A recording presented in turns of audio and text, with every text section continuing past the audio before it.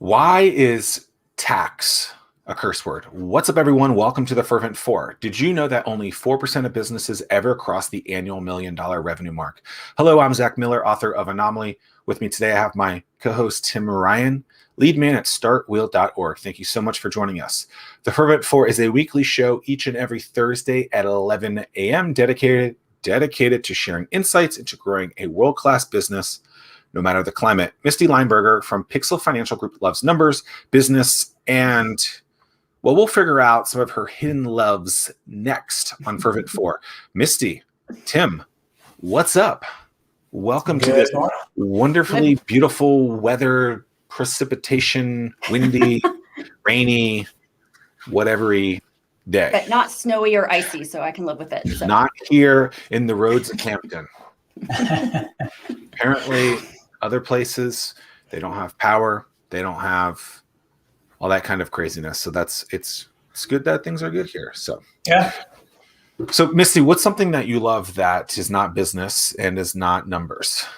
Oh, goodness. There's quite a few things, but I really like spending time with my family doing, we like to go on adventures, whether it's camping, whether it's skiing, which we don't get to do this year. Skiing because of COVID or skiing because of? Mostly because of COVID, because it's just a different dynamic now. But yeah, those are the kinds of things we like to go have adventures. Interesting. So from a skiing perspective with COVID, is it just, are there crazy rules doing it or? It's just more of a hassle. Everything has to be scheduled. And honestly, if I'm going on vacation, I don't want to schedule something, which is what I have to do to go skiing is go on vacation. 104. Right, exactly. So I just am like, whatever. I'll just do it next time. Interesting. Favorite place to ski?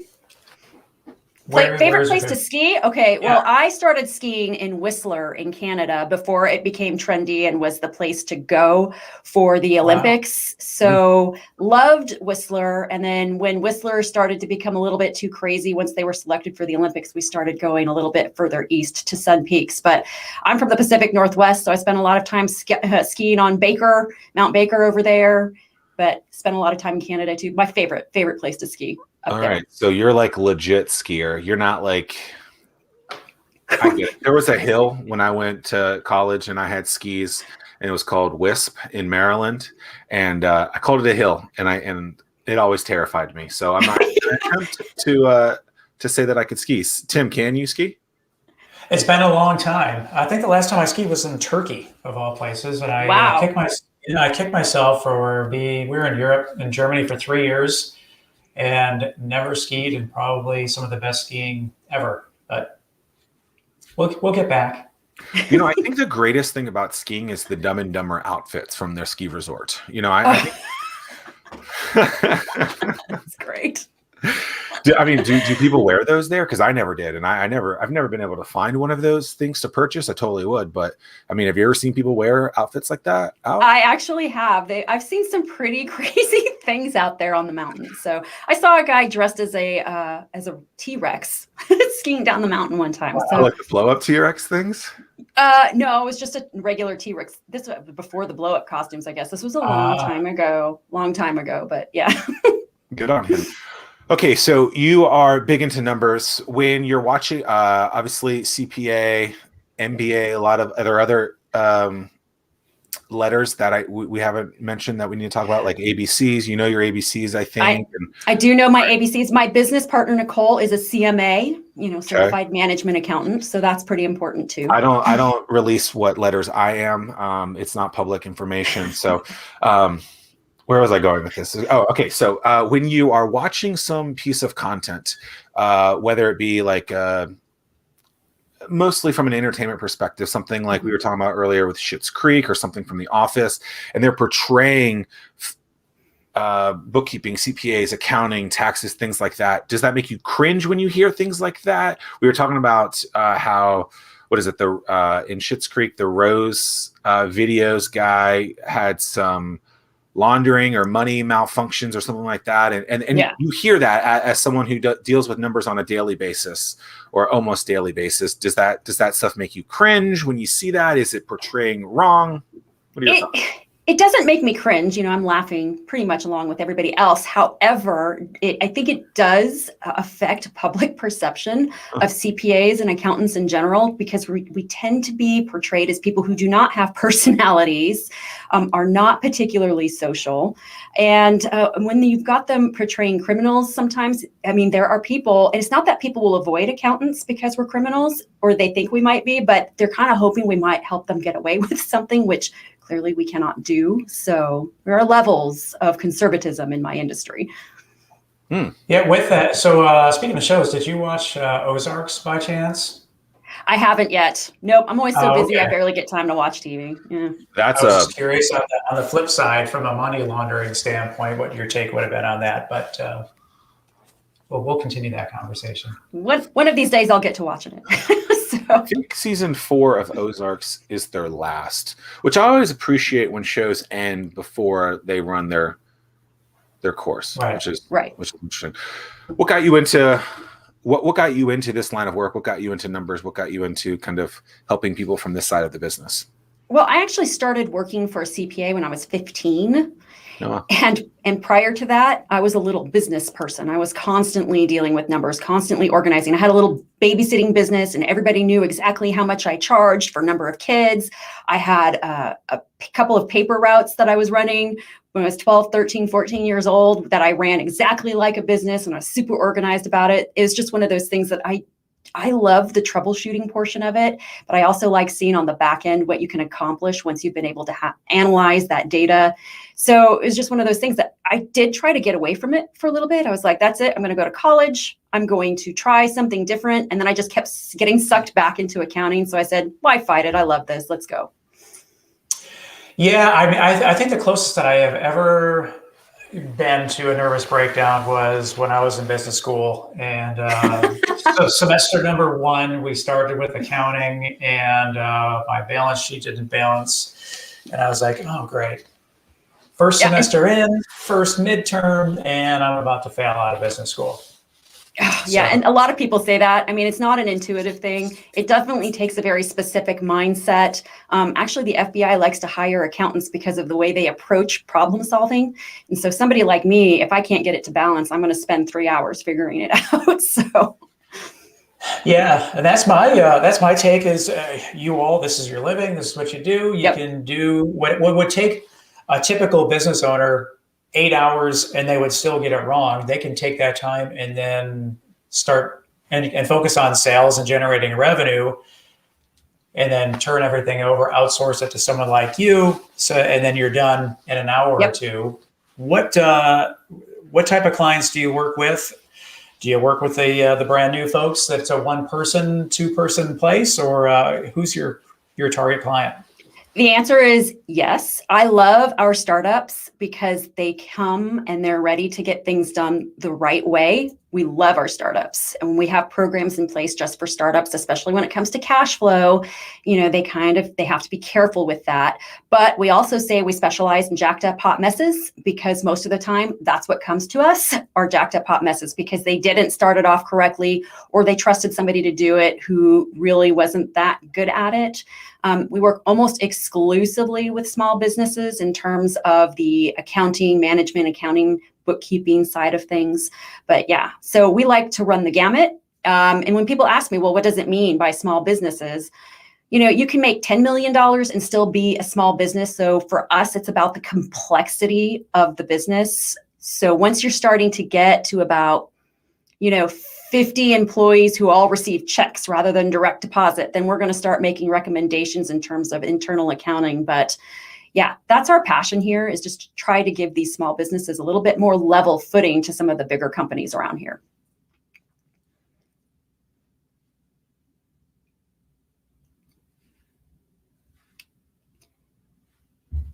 There we go. It's like I lost audio. What happened? Okay. Something that's, I don't know why I keep unmuting myself. Okay. Something I think that's interesting with that, I think the SBA is who decides this. If it's not the SBA, it's someone from a government organization.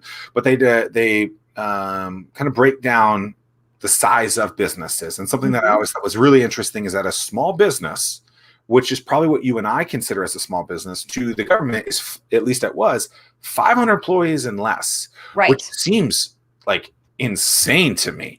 I mean, 500 people. I mean, that's got to be 8 figures in business, probably. At least.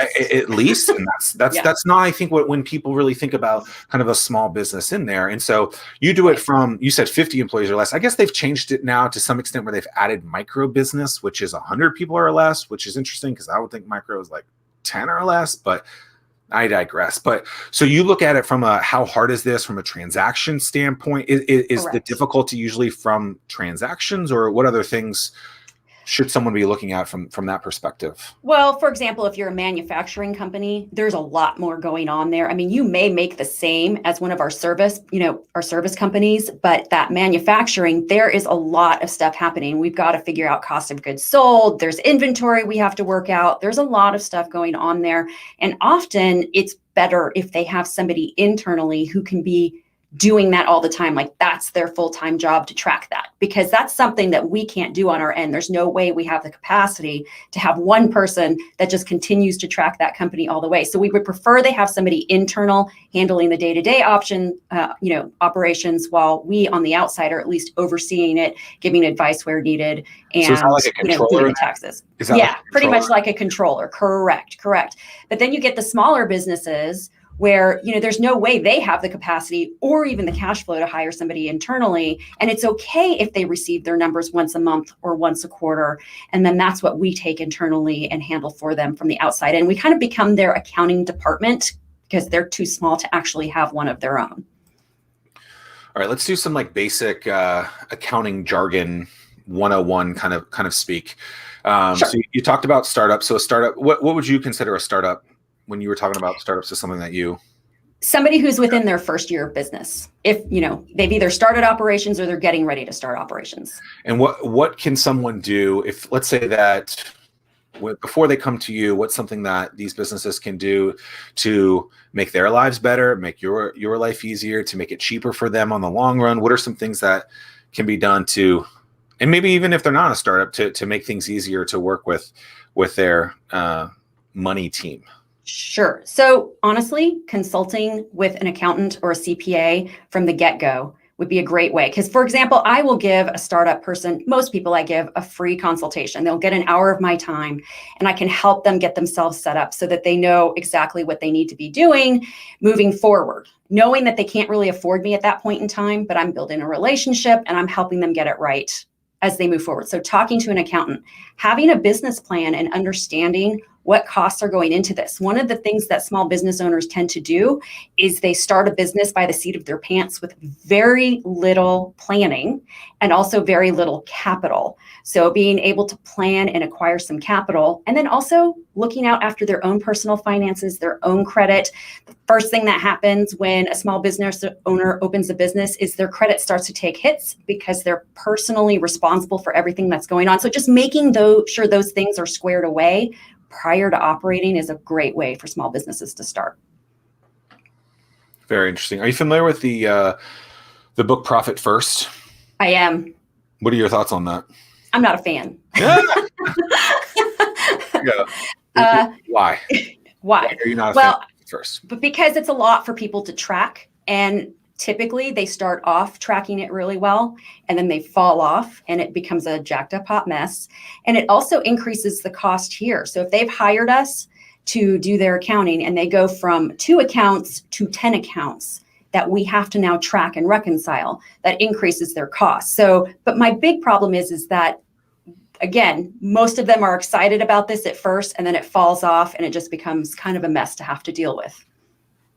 Interesting. With that, what's the biggest mistake that you see a startup making when they is out of the gate? Like I said, starting off the seat of their pants with absolutely no capital whatsoever, because they just don't have the money they need to invest in the things that are going to be important for their business. For example, a CPA or an accountant that helps keep them in compliance and out of trouble. So that's when it tends to happen a year, 2 years down the road. Or even a payroll company. They have employees, they decide they're going to do the payroll themselves. That is the number one reason my small businesses get into trouble. They come to me in payroll trouble already. So capital, and just trying to do it all themselves. There are some things they really need to look at as investments in their company that ultimately save them money or at least pay for themselves in the long run versus cash outflows.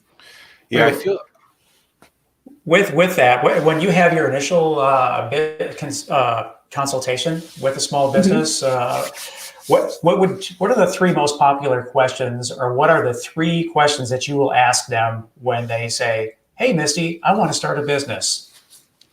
All right. So I first ask them, are they planning to start an LLC? I don't like when they start with just as sole proprietors. It's so inexpensive now to start an LLC that's my first question and always my biggest recommendation. My next question is whether or not they're going to have employees, because then I want to make sure that we hook them up with a proper payroll company. And then one of my third questions is, where are they going to be banking? Because believe it or not, where they bank makes a huge difference in the success of their company. So what type of bank is a good situation then for a company? Well, I mean, I hate to, I don't want to all right, so like a local business, a big business, like the answer is it's a mix. So, you have to be, that's why you need to work with your CPAs who are used to working with banks and get that recommendation. For example, I have a favorite one right now in the area. It's not a local bank, but it's not a huge bank, but it treats my clients really, really well.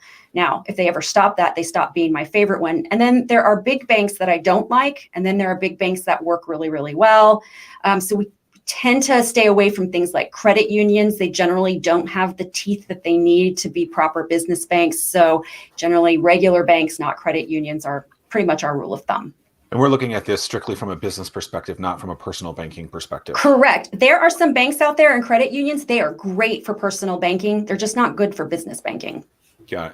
I think something that's interesting that most people who are really in that early stage of like, hey, I just watched Shark Tank, I think I want to start a business, I think I have a great idea. I think a lot of people are misunderstanding what really goes into starting a business. And so not only from a white collar service provider like yourself of those things and having those conversations, but really understanding, hey, from a marketing perspective, I actually have to market this, right? It's not Kevin Costner. It's not I build it and they will come. This isn't this doesn't just happen. There isn't free money available. Right? It doesn't matter what you do. There is no free money available. And the only time I've ever seen anything remotely close to that was this last year with COVID. And it was directly tied to revenue or expenses that you had already had basically from an employee. So it wasn't like it was really free money anyway. It was tied to something that you were already paid for. And so I don't know where those kind of numbers come out of people where they think that like, oh, the government, the world wants you to just start a business and they're going to fund it for you. But you have to market your business. And I think what you were saying kind of from an expenses standpoint is like, do you even have an inclination of what type of expenses you're going to have? Because I mean, even website software could be several hundred to several $1,000s a year, and people weren't even thinking about something like that. And so by booking, 30, 45, 60 minutes with you to just have those kind of questions available, I think is incredibly important for anyone starting or even growing a business at that point, or trying to stay alive in business, because it's like you have to look at these things on a pretty regular basis to make sure that things are good. So how often should someone be looking at their bank account? How often should they be looking at their expenses, maybe tweaking and making sure that it's making sense for them and stuff like that? Oh, and it depends. The answer is it depends, as a lot of my answers start with. It always depends. Like I said, that's why they should call you for that 60-minute consultation. Exactly. I have some clients who really only need to look at this stuff on a quarterly basis because they're still really, really small, and that works. And then we actually let them know when they're ready to move on to the next level. Like, nope, we need to start looking at this monthly, and there are some people who we say, hey, you're really only a quarterly client. Let's not make you spend more money than you have to. And they're like, no, I need to see it monthly. So there's kind of a combination going on there. I would say for the most part, I think any business owner should be giving at least an hour of their time, either monthly or quarterly, to make sure they know where things are, especially if they are managing it themselves. I always tell some of my startups who've decided not to hire us that, hey, that's okay. You don't have a ton going on, but let's spend 30 minutes a week in your QuickBooks and making sure your bank accounts are reconciled. That'll keep you out of trouble and at least give you an idea of where your numbers stand in the long run. So We want our clients, like we have a process in place that requires our clients to be involved. But we also know that the more they're doing this is a non-income producing activity for them. So we try to set it up where we really only need 15 to 30 minutes of their time per month or per quarter. But it is very important for them to be involved. And yes or no, a 6-month run rate for a business is the going number at this point? Or what would you kind of recommend for someone to have kind of like, what do they call it? A rainy day fund type of thing of money in account? Which obviously did not become a yes or no question at that point, as I elaborated on. Right. Yeah. So the answer is yes, they should have a rainy day fund. And we generally recommend at least 6 months be saved up. And for those of my clients who actually did this during COVID, that was one of the key things that really helped in everything while they were waiting for relief funds to come in. Because if you guys all remember, it took a while for the EIDL and PPP to get going. And in the meantime, they had a way forward while they waited. So yeah, we like 6 months. What, in your opinion, what are the 3 most important reports that a business owner should be looking at? Okay, from a financial that's easy. standpoint? So profit and loss, you got to know whether or not you're making money or you're losing money. So number 1, that's one of the most important. Then you have your balance sheet. Okay, that balance sheet is a snapshot of where your assets, liabilities, and equity stand. Okay, so you know how much money you have in your bank accounts, you know how much money you owe people, and you know where you personally stand in your business. And then the third one is called the statement of cash flows. That is another very important one because it tells you whether or not you actually have the money to do everything that your balance sheet says your balance sheet is telling you you're going to receive or pay out. So that statement of cash flows lets you know whether you're going to make it through the next month or 6 months. So is that kind of like the storytelling aspect of it, the context behind it, the cash flow understanding? It's like, oh, look, I have $150,000 in the bank. Well, right. It's actually accounted for. It is, and it's very helpful because, one of the biggest problems that I have with small business owners is this one little concept that they don't understand is that cash flow is mutually exclusive from profit. So you can have $60,000 of profit, but only $10,000 of cash in your bank account because there's a lot of stuff that happens behind the scenes on the balance sheet that doesn't affect your profit and loss. And so that statement of cash flows is really very useful information to show them where the discrepancy is. I'm curious, kind of changing topics a little bit here. There's a lot of new different platforms that are out there. Venmo is just gonna put something out for businesses. What words of advice do you have for these businesses that want to stay on the leading edge so that they can take these types of payments? Are there ways that's integrated into the accounting software that you use? What in terms of how they receive payments from people or make payments? Well, I mean, welcome to the 21st century where pretty much everything integrates with accounting software. We use almost exclusively QuickBooks Online in our office.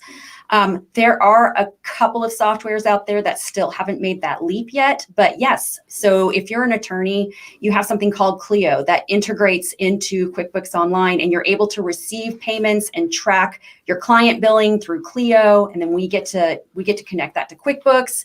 There are plenty of merchant services out there that also connect to QuickBooks. You've got things like T-sheets so that you're tracking people's time that connects to QuickBooks. I mean, the question is, it's the list of things that do not connect to accounting software is much shorter than the list of those things that do integrate. And with that, I suppose that's really another really valuable aspect of having someone like you, so that you can set up all those connections, you can set up your different categories, you can make sure that everything is, pardon the pun, accounted for properly. Is that another big mistake that people are making?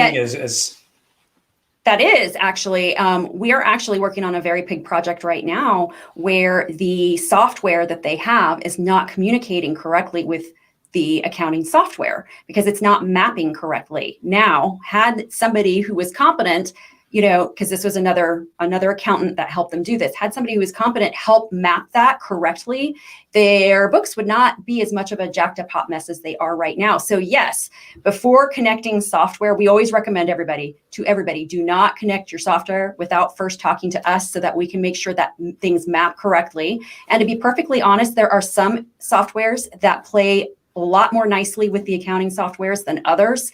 And there are others that don't play nicely that we prefer to keep them separate. So we definitely want to be part of that decision-making process for you. So that might be the answer to my question, but so it's safe. Safe might not be the right word, but it's okay for companies to be looking at and exploring some of these new technologies that are easier for them to use because. Absolutely. Okay. Very interesting. Very, very interesting. I've been directly involved within our entrepreneurial community for years. And the most common question I get is, Tim, I want to get involved, but I don't know what events I should attend. Well, StartWheel eliminates that pain point because we consolidate all the events you should attend into a single calendar. Now you'll be in the know and see where to spend your time. Gone is the need to search multiple websites and calendars. Just head to startwheel.org and see for yourself. That's startwheel.org. Okay, we talked about this a little bit, but I want to go deeper into it. So you alluded to the fact that maybe people think that CPAs, accountants, money people. I don't know why I keep calling you guys money people. I just think it's a fun term. I just wanted to like throw dollars or something. I don't know. That you guys are mean. That maybe you're not social. That maybe you're introverts and things like that. How do you get over that? And how do you start to network to kind of show people that Hollywood mindset isn't true? And then maybe throw in a little bit of how did you do that in the last year where maybe you couldn't have met someone in person where you could have in years past? It starts off with being delightful like me. There it is, delightful. The real truth is it wasn't just Hollywood that created that persona. There is some truth to that persona. I mean, I work with other CPAs, I work with other accountants. It's really not that far off. There are a lot of them they are true introverts and they really don't want to deal with people. They just want to deal with the numbers. And so that social aspect is very difficult for them. So this is kind of an earned persona that Hollywood has kind of taken and run with. So in terms of how I get around that, well, I show up with purple hair and blue mascara. You call our voicemails and I'm the all-powerful wizard of Pixel. It's such a serious situation. People are usually intimidated by a CPA or a CMA. That our firm does as much as we can to kind of lighten it up a little bit. It's not that we don't take our job seriously. It's not that we're not good at what we're doing. But I think one of the things that sets me apart from a lot of other CPAs is the fact that I do like to get out there. I do like to socialize and talk with people. I am an introvert, but I'm a very special kind of introvert that people think are extroverts. So that helps me. A lot of it is personality, how you handle yourself on the phone, how you handle yourself in an email, just generally the entire ambiance of the company. We've tried really, really hard to make sure we brand so that people feel a lot less intimidated when they come to us. I'm not sure if that answers your question. Well, I'll run with it anyway. We'll assume that everything is answered on Zack's point of view. I'm curious your take in terms of, we've mentioned a couple of different terms. We have accountants, we have CPAs, you had mentioned bookkeeping, you had mentioned payroll services. Someone that's starting a business, their mind might be just ready to explode at this point. What should the new business owner or the existing business owner be looking for in each of those different services? Or do they look for someone that does everything? Or maybe that's a red flag. I don't know. When it comes to payroll, first of all, I think that you need a payroll company. Payroll is very complex and things can go wrong in it very quickly. I don't think a CPA firm like myself should be doing it. That's just my personal opinion. I kind of feel like sending someone like me to do payroll is like sending a general practitioner to do heart surgery. It's a very specialized area and you need experts who just live, breathe, and bleed payroll. Okay. So I think the first thing to start off with is to find a central source of information. So I know when a lot of our clients come to us, they come to us with a lot of questions that sometimes I can't answer. They have questions, they have legal questions, or they have payroll questions. We have made it a very important process for us to make sure that we have people that we can refer them to, that we trust to take care of them. So there are a couple of different payroll companies we refer to. There are a couple of different attorneys we refer to.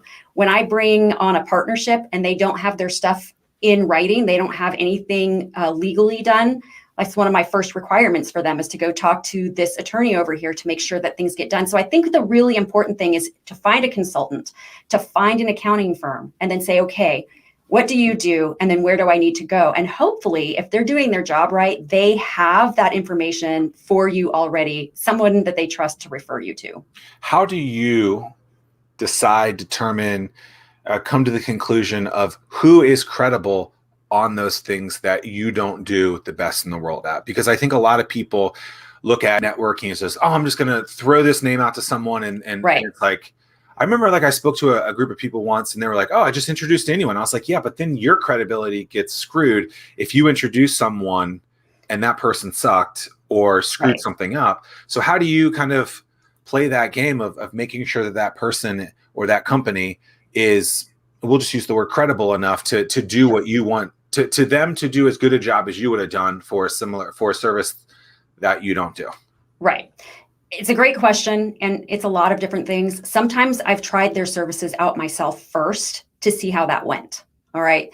If I'm happy with how that went, I'm more than happy to refer them. And that happens more often than you think. I tend to try and stay local and develop relationships with local businesses because they have reputations to maintain. They tend to be the ones that take care of my clients better than national companies. Okay. Especially when it comes to the payroll industry. And a lot of trial and error too. I mean, we take care of a lot of different clients and we see these clients using all kinds of different vendors, and we're taking note of which vendors did it right and which vendors did it wrong. And we're narrowing that down. And no matter what, I have a personal relationship with everybody I refer. So that's something that I'm constantly staying on top of. And do all of my preferred vendors get it right all the time? No, they don't. It's, things happen. We all know that things can go sideways, but they try their hardest to do that. And I'm okay with that, even if it goes wrong sometimes. What, you're a fan of QuickBooks. QuickBooks is definitely, they have a huge market share. What are some of the other software platforms out there that are up and coming? Or if people just don't like QuickBooks, Sure. What would you recommend? Well, first of all, let me point out I have a love-hate relationship with QuickBooks. All right. So, I mean, they're a great accounting platform, but they do tend to nickel and dime clients. So I could see that when Tim, I don't know if you were looking at the screen when she said it, but it's like her face was like, I don't know. No, I did see that. Yeah. So yeah. So love-hate relationship, but right now it is the best product on the market, in my opinion, for small business accounting. However, there are some additional softwares. I would say the primary one that is up and coming is Xero, Xero. It's an Australian company. They come at the accounting from a very different perspective than QuickBooks does. To be perfectly honest, it's a little hard, difficult to get used to because you're just used to doing things a certain way, but they come at it from a very Australian kind of perspective. Not that it's bad accounting, it's just different, but that's probably the number one up and coming. You can't go to an accounting convention. Yes, we have those without Xero being there, along with QuickBooks. You also hear about Sage. Sage is another one that gets used. It's okay. It's not awful. It's not my favorite, but I would say that those would be the top three. But there are some also free versions out there people are using. I would beware of the free versions of stuff that you guys are out there using. I'm not going to name any of those companies off the top of my head, but when it comes tax time, they don't have the teeth that we need them to have for us to do our job. I think a lot of times the loudest company is not necessarily the best company in some of these things. Correct. But they have a lot of marketing dollars to throw at stuff like this. Or towards gaining new clients. And I think that oftentimes sometimes that means, and not just in accounting, but in a lot of different stuff, that means that the product could lack in other places because they've spent millions and billions of dollars. I'm sure Actually QuickBooks might actually spend billions of dollars on marketing a year, which is kind of crazy. Well, what you have to know about Intuit is that it's a marketing company, not an accounting company. So they're all about extracting you the money from your pocket, but we can still use it if you know how to work that system and know which products to use and which products not to use. And, somebody like an accounting firm, Pixel would be able to help you determine what the best way through that would be. Are you stuck at your home office, socially distanced coffee shop, or your fancy all bricked out corner office, wondering why no one can see your business and sales are all over the place? Sounds like you need a pro. That's why I developed the Anomaly Academy. Insert clever copy here. Oh, I guess I was supposed to put something else there. Oops. You can grab access to the Anomaly Academy now at zachmillersays.com/Anomaly Academy. You're somewhat laughing? No, I don't know. So I feel like the first time I ever met you was right around the merge. We'll do that. No, we actually met a few years prior to that even. Was it? Yeah, I'd actually come to Hatch and I had right, but you were with the guy who did fences, Jordan, right? Is that where I met you first? Yes, that's where it was, and that was before the merge. That was okay. At least, but it was around that same time. Yeah. Did you know those two? Yeah. Did you meet them at Hatch, or did you know them before? Who, Jordan? No, or Nicole? Yeah, Nicole, the Paynes. Did you know them before? No, actually, I had met Brian, which is So did you meet them through me at Hatch? No. I was about to say that would have been some sort of. That would have been great, but unfortunately, no. Okay. That's not how it worked. No, I met Nicole's husband Brian, who was helping her kind of do the freelancing business that she had going on at a BNI event. I was. It was my BNI meeting, and they didn't have me listed as their accountant. He showed up.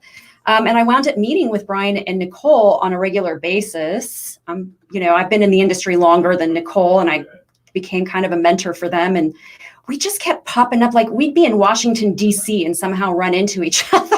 So we finally said, okay, this was meant to be. Let's go ahead and merge these businesses. And one of the best decisions we've ever made. What was that business? Flow Accounting or something like that? Flow Accounting Solutions, correct. And what was the name of your business at that point? Analyze My Books. And so you guys decide that it's going to be a merge, that you're going to bring. You said it in such a nice kind of way. I can't remember. It was you brought the pixie dust or something like that. Like, what did you say? It was. You brought the superhero powers together. Superhero powers together, and that created the business. Now, how did you guys come up with the name? Pixel Financial. Yeah. It was actually something Nicole came up with because we were just trying to play with, like, how do we fit into the small business scheme of things? And we're like, well, we're the building block of the bigger picture. And so we're like, well, it's Pixel. There you go. Yeah. Very interesting. Tim, and so the merge went splendidly. That was 4 or 5 years ago, I guess. Yep. I mean, what were some of the things that you learned from that you have now been able to consult with other businesses to say, hey, like when you merge, these are things that you should be looking out for? Well, first of all, compatibility with the people you're merging with. I mean, it's a marriage. Nicole and I, it is a marriage. Luckily, Nicole and I share a brain, and we didn't just walk into it. We didn't just decide to merge and then do it. We felt it out a little bit. We did some collaboration. We did some things that that forced us to work together as a team just to see how it would go.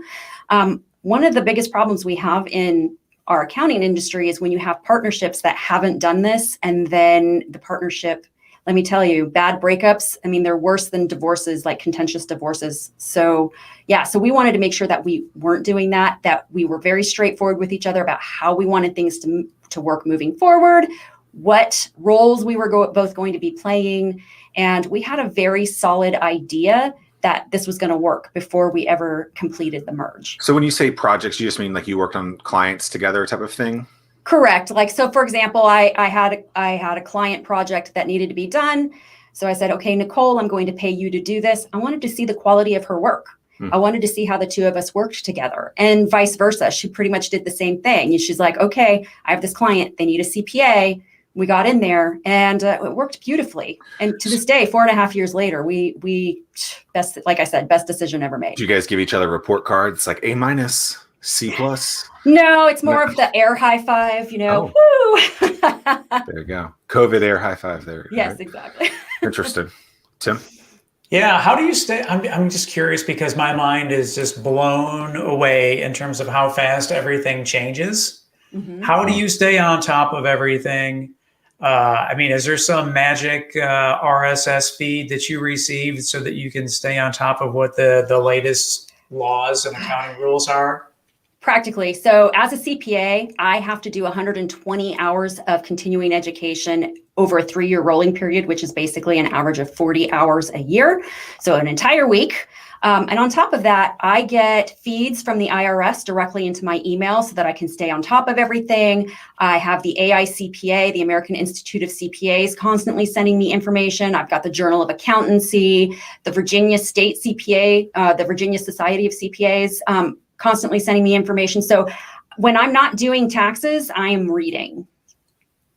So has there been a decision made for those companies that receive PPP funds? How is that being recorded in QuickBooks? And has it been determined, is that going to be taxed? What's the latest and greatest on all PPP funds received? So for federal purposes, the PPP funds are not taxable. And initially they said we were not going to be able to deduct the expenses for tax purposes. And they've since eliminated that and said, yes, of course, you're going to be able to deduct those expenses for tax purposes.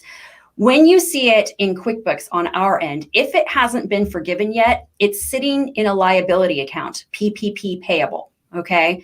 Because some of it may be, some of it may not be forgiven. So we have it there. Once it's fully forgiven, we actually switch that from your balance sheet as a liability into something called other income. It's, PPP income. Now, keeping it there, I know that it's not taxable. It doesn't make it onto the tax return. So that's how we're tracking it in this office. I'm not sure how other firms are doing it, but for us, that's the most logical way of doing it because we still have to show those flow of funds somehow. Now, in terms of the state, and it's February 18th, 2021. Obviously, these things could change at some point, and they've changed 47,000 times in the last 365 days. They're changing on a daily basis. Yeah. Okay. Now, for the state of Virginia, they originally said the PPP was going to be taxable. Well, they have since said, nope, not taxable. However, you're not going to be able to deduct all of your expenses. You're only going to be able to deduct up to $50,000. Well, now they've increased that up to $100,000. And since 90+% of all the small businesses here received a PPP loan of less than that, most people are safe and they will be able to claim all expenses without claiming the additional income. So that's how the state of Virginia is handling it. I'm not sure how other states are handling it. I'm sure as I go through taxes, because I do taxes in multiple states, I'm going to learn as we go as to how those states are handling those things. But so Virginia is slightly different than the IRS. What are your just general thoughts on COVID from an accounting perspective over the last year? Like the good, the bad, the ugly that you saw from a business perspective, things that, you talked about the businesses that had a rainy day fund seem to be doing better and stuff like that. Is there any other just general thoughts about COVID and money that you've seen with your clients or just in general? Well, yeah, I would say in general, we do have some clients who are just not going to make it through COVID. But I would point out that those clients came to us in trouble in the first place and then COVID hit. So there was no opportunity to get that straightened out. And so it's hurting them and it's hurting them really badly. And that's something that I think that context is never there, right? People are like, COVID killed this business. It's like, hold on. Right. Exactly. It's not to say that COVID didn't accelerate this thing and that we don't want it did, but that business was probably not doing good already and it was going to close already. And so you hear these numbers, I'm going to just throw out some fake stats, but someone will say 30% of businesses closed in 2020 due to COVID. And I say, okay, is that really the number? So if 20% of businesses close every year, and now that number is at 30%, that delta is 10%. So to me, that means that only a 10% increase. By the way, these are all fake numbers. That means that 10% of businesses closed due to COVID or something else that we could have done, whatever. And so that number is just, it gets reported. And while, yes, in 2020 that business closed, it doesn't necessarily mean that COVID was the reason. And that ticks me off as like a former journalist. It's like, you could do some research to figure that out. Like, if a business isn't going to make it anyway, then COVID didn't really kill that business. It was going to die anyway. And look, I don't want a business to die, but it's like, that's not a factual number. It's a factual number without context, I guess. Well, it happens during hurricanes too, right? Yeah. Such and such person died because of hurricane whatever. But really what happened is they either had a candle that knocked over and it killed them, or they were not smart with their generator. So it's kind of the same concept. Like, did the hurricane really kill them or not? Well, I remember seeing businesses like, it was like March 22nd. They're like, COVID killed our business. I'm like, right. And most companies that were already established when COVID hit and already in trouble, those are the ones who are really having a problem right now. Now, I have had the heartbreaking ability to talk to people who started their businesses right around the time COVID happened, and they didn't qualify for any of the relief because just of the timing, and their businesses never got off the ground. Is that a result of COVID? 100%. I would agree with that. So I've seen, and then of course, there were the people who would come to us when first all of this happened and needed financials because they hadn't kept books in 2 years. And they're like, can you get this to me in a couple of days? And I had to say, no, I'm sorry, I can't do that. I'm a huge proponent of small businesses. If you're a small business, you need a CPA, you need a bookkeeper, because, we generally know what we're doing. And my reasons have always been, one, you want to grow your business. 2, you need to know where your cash position is. And 3, you never know what's going to happen. I used to use natural disasters as an example of things you didn't know was going to happen. But I was thinking fires, hurricanes, earthquakes. Never occurred to me a pandemic, but now we can include pandemics and all of that. So how many people have a Dun & Bradstreet number, do you think? Not that many, and not unless it's required. And there's been a lot of requirements from that, at least from Virginia on some stuff too, right? Is that what it was? The Rebuild Virginia grant? There was exactly. You needed a DUNS number for that. Yeah. So that being said, I have seen some of the most amazing things happen as a result of COVID. I have watched businesses become incredibly, they've rolled up their sleeves, they've gotten into it, they've done everything they can to help save their business. They've been very innovative, which has been amazing to watch. I know of some people whose business is actually doing better, even though they're restaurants, than they were prior, because they decided they weren't going to let this beat them and did everything they could to save their business. So as much as there is bad, I've seen an amazing amount of good come out of it in the form of innovation and just community support. Yeah, whether or not you like something like a Pizza Hut or not, I don't know what I just said there.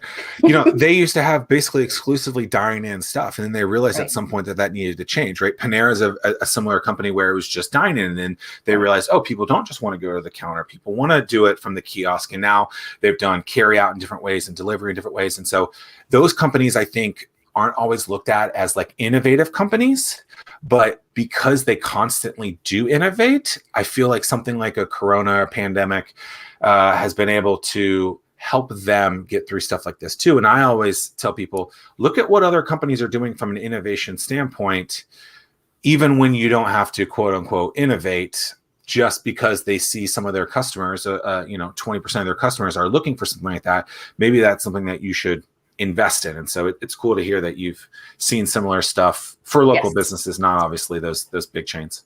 Yeah, and it's been great to have a front row seat to it as well. I mean, clearly the front row seat to the bad stuff is not as fun, but sure, it's been a learning experience for everyone, including myself.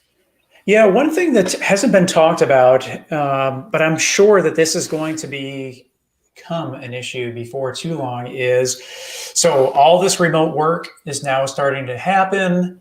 Almost to the point where people are like, you know what? I'm going to go to Florida and I'm going to work there remotely. And they used to live in Virginia. How, from a tax standpoint, do businesses need to be tracking where their employees are living to ensure that they're reporting that properly?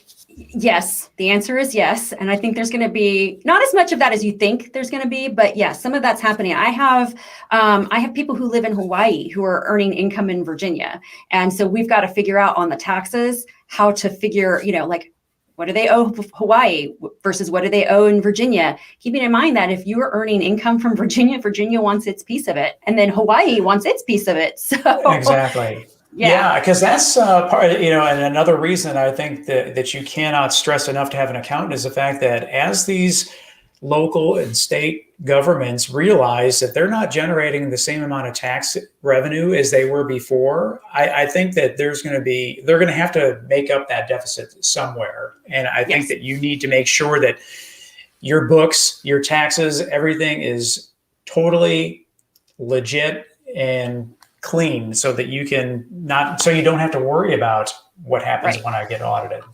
Which in that case, when you've got employees working in other states, that's where your payroll company is going to be incredibly important to make sure that you stay on top of all of that all the time.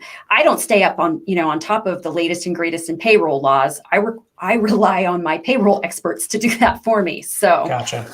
Yeah. I think sometimes people over smartify themselves, if that's a word. Like they it's probably not, it's pretty stupid, but like they research these things that are unnecessary, right? And it's just like, hold on, when it's necessary, if I need to look that thing up, I will, or I'll call on this person who knows and does that thing every single day.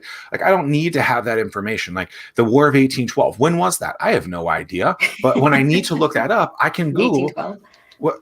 But was it? No, I'm sure it was. But I mean, I think sometimes people like get so book smart on stuff instead of just being like, do you need to retain that knowledge, or can it be used in a different place? And I think that's I think the example you're using is kind of helping that smartifyness that I'm talking about. And you have to watch out what you learn on the internet too. I just like to point out that, if I talk to my doctor and say, hey, I Googled my symptoms, they start to roll their eyes. I do the exact same thing.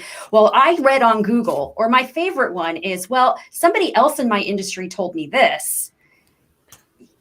Yeah. So how do you, you need to ask the experts, and it's in everything, right? I mean, I tell people like I was actually thinking about this on my run this morning when it was freezing cold, raining, windy, and I had to do sprints. I say that because these are the things I was thinking about.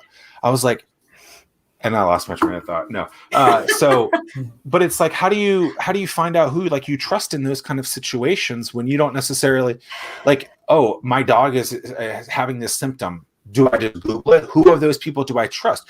Right. Misty, you just did this thing on LinkedIn that said, here's what you do in this situation. How do I trust you? Right? Like, who is the person that you should listen to, and how much do you actually have to consume before you can make a decision? Because there's so much content out there. This is a piece of content, right? Hopefully you listen to all of it, right? Hopefully you do everything that we want you to do. But like, how do you trust us? How do we trust you? It's hard. It is. And when you come up with that answer, let me know. But I will tell you that, we spend a lot of our time cleaning up after other professionals. And I think I have the bravest clients in the world, not just because of COVID, but because by the time they've come to us, they have actually gone through 2 or 3 people that took their money and then left them with junk.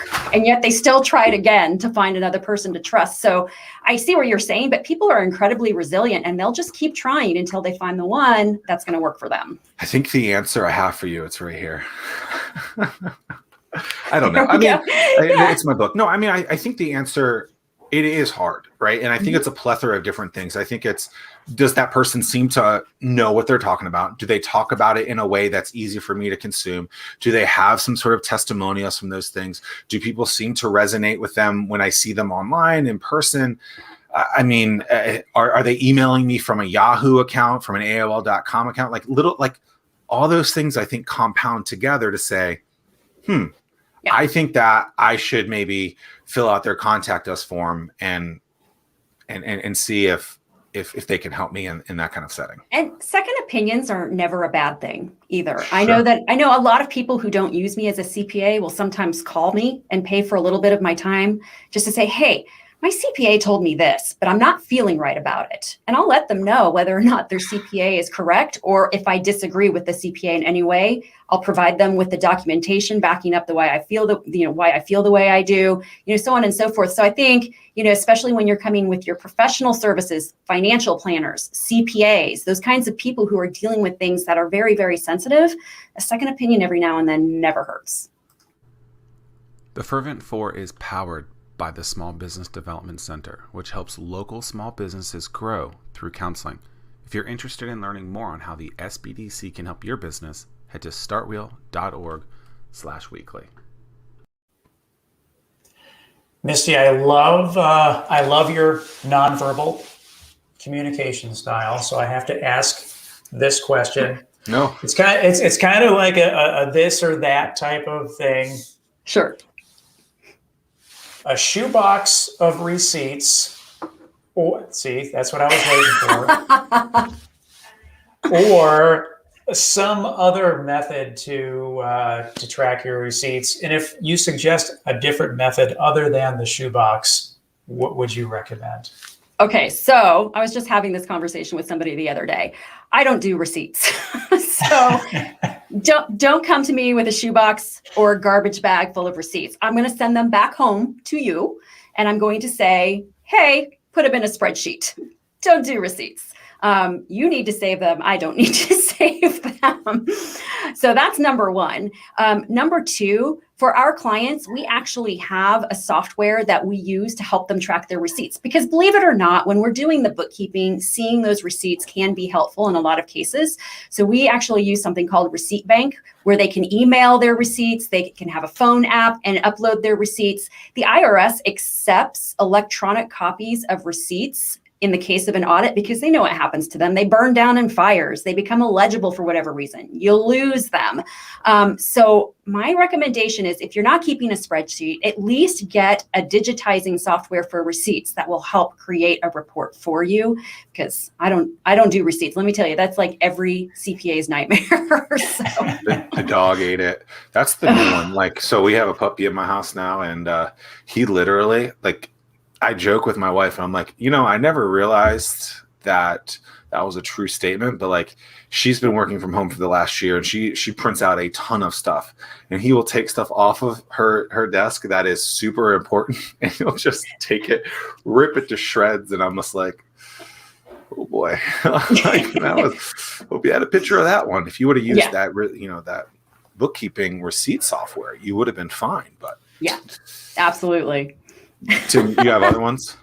No, that was everything that I had. I was most excited about that one, though. There's a company, at least there used to be in Durham, called Shoebox, that literally was that type of thing where you would take your receipts and every month you would send them down, and someone, I guess, would digitize them for you or something like that. Like, yeah, that one wasn't as fun. Receipt Bank, though, we like it better because, one, it's not Intuit's version, which is okay, but it, of course, costs more money than it reverse. Exactly. But with Receipt Bank, not only are we able to see those and preserve them for the future use if needed, but we are actually attaching the images of the receipts to the transactions in QuickBooks Online. So if you ever forget what it was for, you can click and open up that image. So, that's why we prefer Receipt Bank to other. I mean, Intuit does the same thing. It's just not our favorite. By the way, Intuit Payroll, not our favorite. So, sure. Yeah. If someone is looking to hire a company like a Pixel Financial Group, when is the best time for them to make that call to you, to introduce themselves to you, to say, hey, I want to be a client? Well, it depends on what they're trying to accomplish. If they just want me to do their taxes at the end of the year, they're more than happy, they're more than welcome to give me a call at the beginning of the year, and I can tell them the kinds of things that they need to be tracking to be ready for me come tax season, or right before tax season is a lot of times. But if you're interested in making sure that I'm working with you to make sure you're paying estimated taxes on time and an amount that makes sense, those kinds of things, you want to start doing that for the following year, somewhere in the fourth quarter, so that we can start working. If you want to know what's going to happen during the current year, like, for example, if you want to know what kind of taxes you're going to owe at the end of 2021, it'd be nice if you came to me earlier, at least at the very minimum, the beginning of the fourth quarter, because I don't like handing people surprises. I don't like nasty kind of tax Christmas liability surprises, but I absolutely will do that, as well as explain what the consequences are of not having that handled. So. What's something that we haven't talked about today that you typically talk about?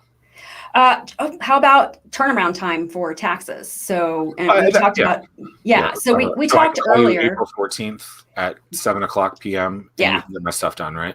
Exactly. I don't guarantee anything. I usually have a 2-week turnaround for taxes. Oh. So, if you get it to me later than that, do I try? Absolutely. But if you're going to do it like the day before the deadline, it's just not going to happen. So, and oh, by the way, don't rely on your accountant to get your extensions in. So either make sure you're filing those extensions yourself or call them and say, hey, did you file an extension? So for my clients who are already in the system, I automatically file extensions just so that they're in place and we're not doing that last minute. But if I have never done your taxes before, you are not in my system. So I'm not automatically filing that extension for you.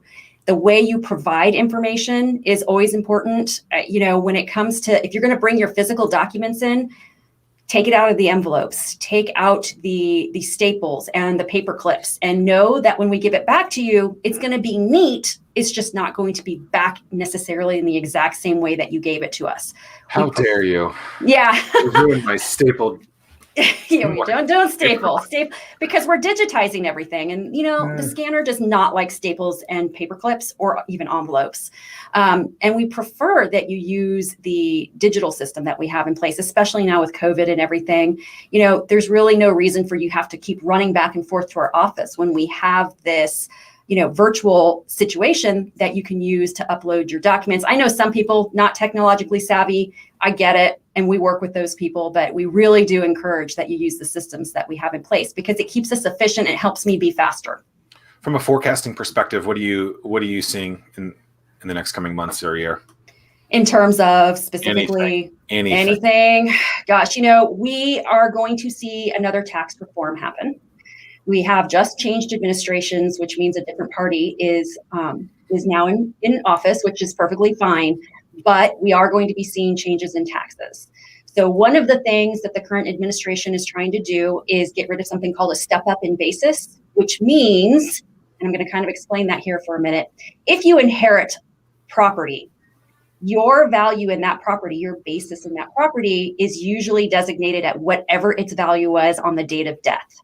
So if it was a house that was bought 50 years ago for $30,000, that's not your basis. Your basis is the $150,000 it's worth now, so that when you sell it, it really does minimize your profit. Well, they're talking about getting rid of that. So when that property is transferred to the heirs, they're going to be looking at the $30,000 basis instead of the $150,000. So we're going to start seeing, tax rates go up. I know a lot of people don't feel like it, but historically we've been at very low tax rates. They haven't ever been lower. They don't really have anywhere else to go but up. Some point in time, we're going to have to make up for the fact that we've just had a significant situation where we put EIDLs out for all 50 states. Usually it happens in small bubbles. EIDLs, these are not a new thing. The economic impact loans, these are not new things. If you've ever been in an area with hurricanes, earthquakes, any of those kinds of things, the SBA is there with these EIDLs.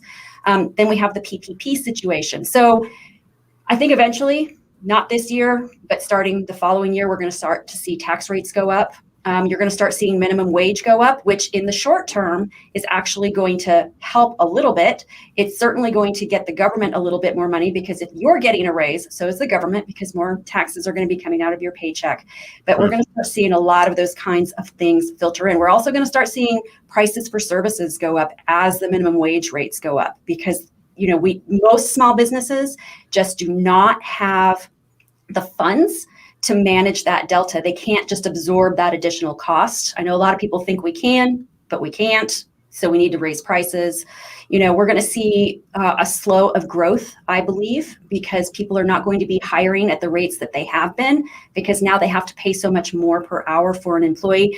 And I don't think people realize that For example, let's say you pay a good bookkeeper $15 an hour, and then they raise that minimum wage to $15 an hour. The bookkeeper's not going to work for $15 an hour. I now have to pay that bookkeeper $25 an hour. So it's not just a raise in minimum wages. And these are things that people need to be thinking about moving forward and planning for right now. So I've been hearing rumblings of like, and this is not business related, but maybe some student debt gets removed, stuff like that. And you talked about a new administration coming in. Like, how long do businesses kind of sit on that to see like when is that stuff going to happen? Because it seems like it could be a hot topic now, but if it doesn't happen, is that something you just sit on? Like, and it doesn't have to be the student loan thing, but like, how quickly do these things start to come to fruition?